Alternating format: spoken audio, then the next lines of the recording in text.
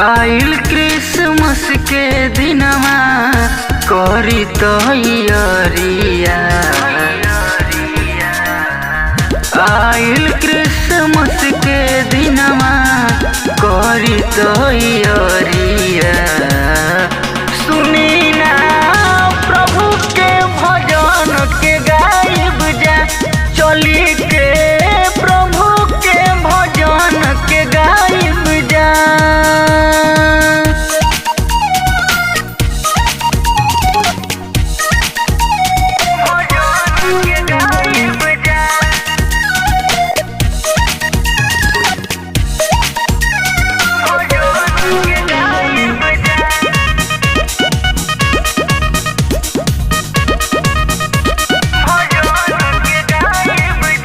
Fasting prayer कइल जाई, वचन के पढ़ के दिहे आशीर्वाद प्रभु हमनी दुनु जान के।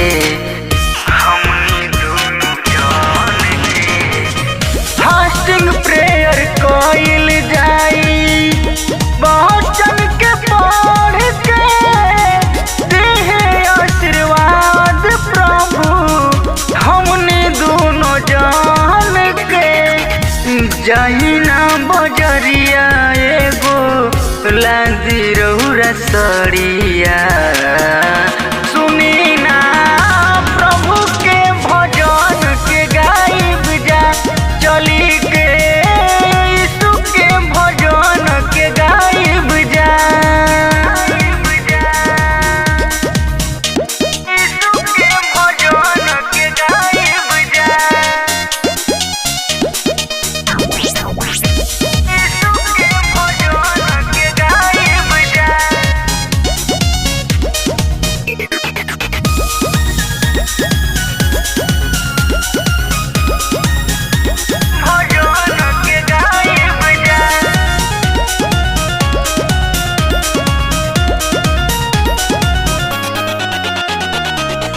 सभी लोग गइल चरच, राजेश अखिलेश जी गाइल जाई महिमा प्रभु के, दिहन कुछ विशेष जी, दिहन कुछ विशेष जी।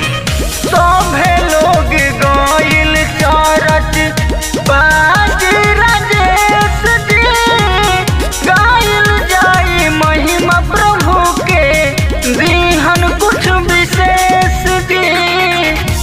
आई के भवन प्रभु जी कर दी है